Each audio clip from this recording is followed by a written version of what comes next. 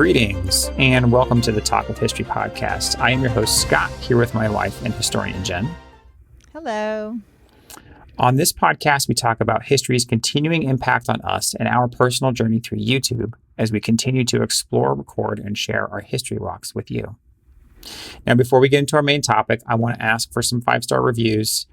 Any reviews really would be nice right now. But mostly I want you to share this with friends, family, whomever you can think of that might enjoy the Talk with History podcast. And don't forget to check out our other podcast, The History Buzz, where we interview folks while chatting about history over a couple of drinks and let the conversation wander where it may.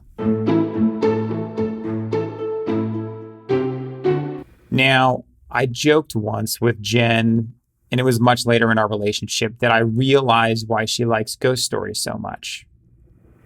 And when you think about it, you may realize why she likes them so much as well. And that's because ghost stories inevitably tell tales of history. Tales that are often unexplained. But did you know that one of the most infamous seafaring ghost stories is based on real-world events in a place where we walked? So Jen, why don't you tell us about what we're talking about today? We are going to talk about the mysterious ghost ship, the Carol Deering. All right. So the Carol Deering. Now, why did we decide to cover the Carol Deering? Give our listeners a little bit of a backstory on why we picked this particular topic and then kind of the background behind that. Sure. So we went down to Hatteras for spring break with our kids. And while we were down in Hatteras, we were exploring the area and went to a museum there. And it was called the Graveyard of the Atlantic. And when we walked in, one of the first exhibits was artifacts that had been rescued from the Carol Deering. And they went into the story about this mysterious ship, the Carol Deering. And I didn't think much of it until we were finding out more about famous shipwrecks. Now, it's called the Graveyard of the Atlantic by Hatteras, which is on the Outer Banks of North Carolina, because there's these shoals there. They call them the Diamond Shoals, but it's basically like sandbars. And they are dangerous because you can't see them. And remind, so for folks who don't know the Hatteras area, I mean, that's a very highly traveled area via sea at the time. Yes. I mean, Hatteras this is the Outer Banks of North Carolina. So this is where like Blackbeard was. This is where Calico Jack was. This is where all these pirates were. It's basically like a land guard of the coast of North Carolina. If you look at a map, it basically looks like this little thin piece of land that's guarding the coast of North Carolina. And that's what the Outer Banks are. And nowadays, they have bridges that kind of connect them so you can drive down them. Now, Hatteras is the farthest southern point, and then you have to take the ferry from Hatteras to Ocracoke, which we did. But Hatteras is where the Graveyard of the Atlantic is, and that's where the lighthouse is, and that's where this mysterious ship, the Carol Deering, basically ran ashore in 1921. So what's the, remind me of the background of the Carol Deering? Like, what was it doing before it crashed on the shore and all that? Sure. So it actually was a young ship. I want to say young. The Carol Deering was named after the G.G. Deering Company, shipbuilding company. His son, the man who owned it, his son's name was Carol. Okay. So he named the ship after his son. It's a 5-mast schooner. So if you look at it, we'll probably put a picture up here if you want to see it. But just think of 5 masts, 5 large poles on a ship that are all the same height. So a 5-mast schooner, which basically this type of ship is used for cargo. This is a large commercial sailing ship. And that's what it was used for. It was used to carry cargo. And it was built in Maine in 1919. For it to be found abandoned in 1921 is basically 2 years after it was built. So it's not very old for a ship. Yeah, no, that ship didn't get too many trips. Use. So what was happening is it was going down to Puerto Rico. Well, we had come from Puerto Rico to Newport News, Norfolk, kind of where we live now. Had loaded up with coal. This is like mid 1920, July 1920, and it was taking that coal down to Rio de Janeiro. That's right. That's what it was doing. That's right. And it had a captain who was kind of like a war hero. Like he had saved a ship during World War One. Oh, It had been I didn't know that. and he had saved a fine-mast schooner ship that also belonged to the Deering Company, and I think that's probably why the Deering Company trusted him. Was this the first captain, or was this the second first one? captain? This was the first captain. So as he's sailing down to Rio de Janeiro, he gets really sick. And they turn back, like they get kind of to Virginia, and then he gets really sick, and they turn back to Delaware, and they drop him and his son off. But then they pick up this old captain, is like 66-year-old veteran. They pick, and he captains the Deering. But I mean, he gets to Rio de Janeiro. He drops off the cargo, and he gets there. And then it leaves Rio de Janeiro. So it gets to Rio de Janeiro in like September of 1920. It leaves Rio in December. So you think, okay, it's there in September, October, November. It leaves in December, beginning of December. It stops for supplies in Barbados, and it starts to head back. And that's where it gets kind of interesting, because they port a couple times, and you start to hear like the crew wasn't very happy, the captain wasn't very happy. Yeah, well, I mean, think about it a little bit, right? They had this like war hero captain before. He gets sick, and now they get this crusty old. I think you had even talked about it in the video of, he was probably set in his ways, right? And he probably didn't really care too much what they thought. He's like, yeah, I'll do it. He's like kind of Popeye, being like, oh yeah, just give me the ship and I'll sail down to Rio and back. Yeah, like when they were in Barbados, I guess like the first mate got drunk, and the captain bailed him, got him out of jail, and there was like some talk between the two, and he's like, I'm going to get the captain before he gets to Norfolk. Like it was just all this, people weren't, I don't know. Like you said, crusty captain who just wanted it his way. Crusty captain. And let's be honest, like sailors are probably going to get drunk when they're in port and talk a little smack. So that's probably not too out of the norm. But no. Talking about potential mutiny, that's an eyebrow raiser.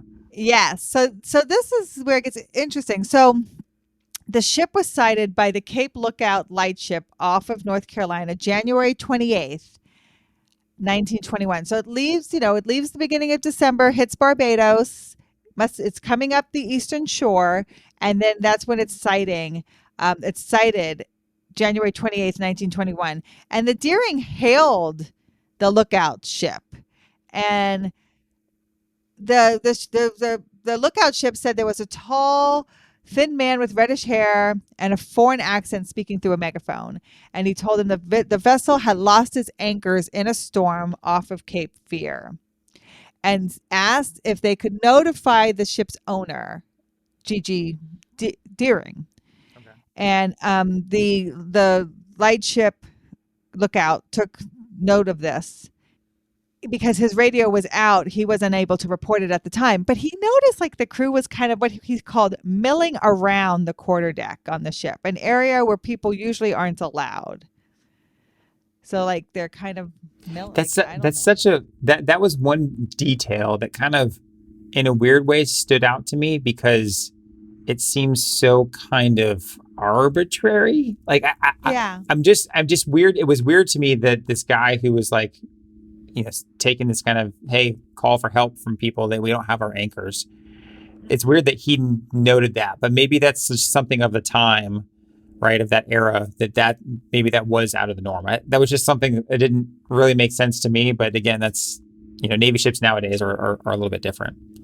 Yeah, and so I'm thinking, okay, so if you're not usually allowed on a quarterdeck and you're milling around a quarterdeck, to me that means where is the leadership, Sure. right? Yeah, That's the that's a first good. thing I think, right? Yeah. Okay, so if people who usually aren't allowed on the quarterdeck are Yeah. on the quarterdeck and they look like they're not sure what to do on the quarterdeck, they're just there because they can be.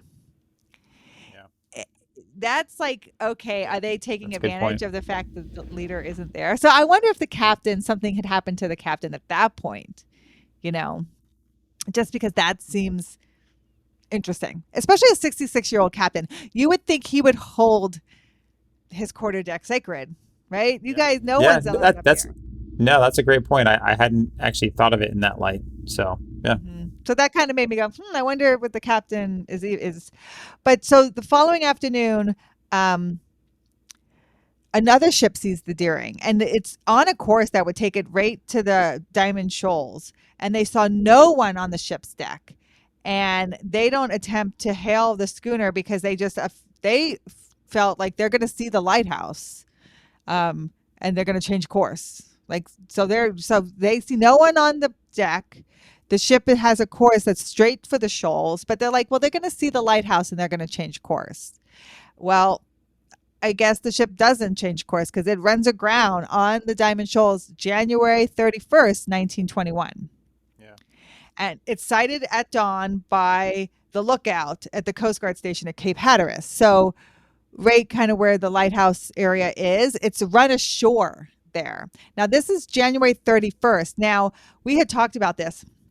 The vessel is hard aground. So that means it is, think about Pirates of the Caribbean when they pull the ship up onto the sand. Like it's hard aground. It's not going to like come back and forth. It didn't like kind of ease in, right? It didn't kind of just, wash ashore, right? It sailed ashore. Yeah. It was So, it was it was full speed ahead, high tide, yeah, rammed in yeah, there, and the tide goes out and it gets stuck. yeah. And they said all the sails were set. So all think of all the five masts. They're That's all so set. that's so weird, right? If you know anything about like Navy and sailing, and like if you spent any time, even just a little bit of common sense, like you're not going to be going. Think about it if you were driving a car. You're not going to be driving a Yeah. car 80 miles an hour, right? Over an area where there's possible speed bumps that are just going to send you flying into the sidewall, right? That's essentially what they're doing, except that they won't Mm-hmm. they wouldn't be able to see the speed bumps. And that Mm-hmm. area is notorious for these shifting sandbars, right? The Diamond Shoals. Yes. So this is January 31st. They're not able to board the vessel till February 4th. Remember we talked about 4 Yep. days because the waves and the weather was so bad no one could get out to it. Yep. So it's battered. It's hit by waves for 4 days by the time they get out there. And so when they finally get there, and these are like some of the items that were at the graveyard of the Atlantic, they find everything there, right? But I mean, so the two lifeboats are gone. Um, the ship's log, the navigation equipment, and the crew's personal effects and the two lifeboats are all gone. The wheel has been shattered. The steering equipment is damaged, and the rudder is disengaged from its stock. But in the galley, it looks like they were getting ready to make a meal. Like food has been set out. Like it's like so like you're cutting bread, you're getting things ready to make a Yeah. meal. Like it's set out like you're about to make something. And And did you say there was like cats on board too? yeah, so the ship's cats were on board and they were eating the food. That's yeah. Yeah. And so That's they didn't know. Yeah, it was like what? So no crew. They never. So this is the mystery of the Carol Deering is they never find the crew. 11 people. They and never find them. that's so strange too. And if you think about when we had been doing this video, right? We have been talking about kind of like Pirates of the Caribbean and Blackbeard and Mhm. all this stuff. And in one of the Pirates of the Caribbean movies, and I'll see if I can find this clip, is they talk about, I think it's in the very first one, where Jack Sparrow is talking to those two British soldiers that are guarding one of the ships. And they talk, Mhm. and they say, like, hey, have you ever seen a Black Pearl? He's like, oh yeah, it's the ship that's, crewed by the dam, that has black sails, and they never take any prisoners. They don't ever let anyone live. And at one point, I think it's Jack Sparrow, or maybe it's one of the other guards that says, like, well, if they never let anyone live, how did you ever hear the story? Yeah. So and to the same point of this is like, no one, I mean, there's zero follow up, zero whispers of anything that ever happened. Like nobody ever heard from the crew ever. Ever. So there was an investigation done. So what happened basically after that is they salvage what they can, but it's a hazard because it's right there on the shoals and it's a ground and it's a hazard. So what they end up doing is about a month later, they put dynamite in it and blow it up. So they salvage as much wood as they can. There's a lot of people who use the wood from the Carol Deering to build things around Cape Hatteras. And like I said, there's a bunch of artifacts in the graveyard of the Atlantic. Like there's like washing basins and things like that, and china and stuff from the ship. But so a lot of that stuff was salvaged, but then they just blew it up. Now, through the years, there's been hoaxes. I think I told you there was somebody who Yeah. wrote a message and put it in a bottle and pretended to be somebody from the ship, and but they found out that that was just a hoax. So theories are hurricanes. So there were some really, really bad storms that night. And not only was the Deering lost that night, but the Hewitt was also lost that night. And some people, some people speculate that they made it off the Deering and in the hurricane and made it to the Hewitt just for the Hewitt to sink again with everyone on it.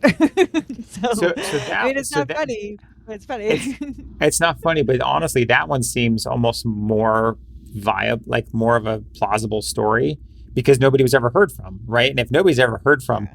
almost guaranteed that they all died. Like, I mean, Yes. that's the only thing to me that makes logical sense. Yeah, where else would you go? And no one ever spoke about it again. So honestly, I think you lose your anchors. They said the steering had been smashed. So I wonder if something happened in a storm. Sure. Maybe the rudder came disconnected. Something like that happened. And I think ship became just undrivable, unmanageable. Yeah. And so I think that's why they took some personal effects. They took the navigation equipment and they did try to make a go of it. Um, and I do think by the time they saw the ship sailing hard for the shoals, it was already unmanned. Yeah. Yeah. That's a good point. Because nobody saw anyone on deck, and it's going hard for that area. I think it was already unmanned.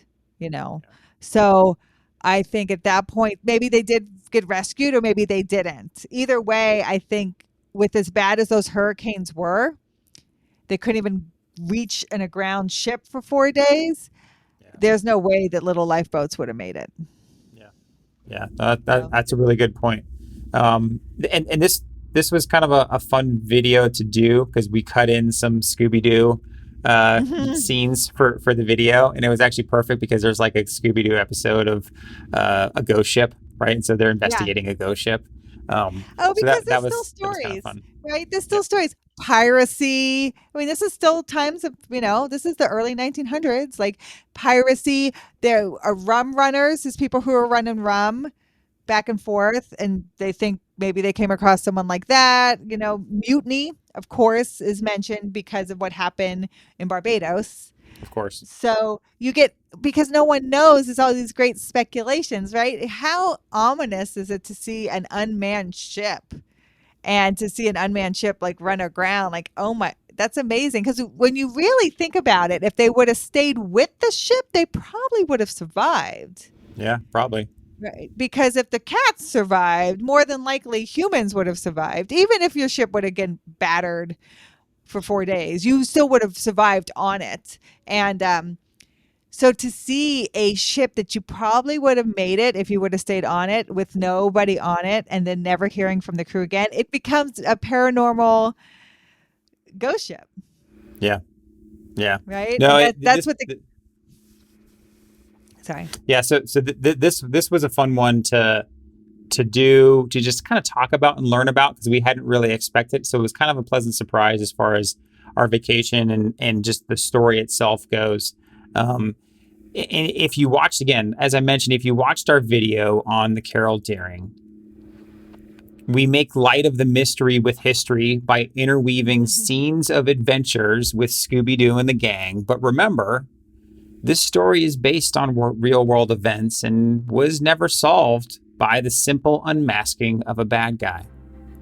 So thank you for listening to the Talk with History podcast, and please reach out to us at our website, talkwithhistory.com. But more importantly, if you know someone else that might enjoy this podcast, please share this with them, especially if you think that today's topic would interest a friend. Shoot them a text and tell them to look up the Talk with History podcast, because we rely on you, our community, to grow, and we appreciate you all every day. We'll talk to you next time. Thank you.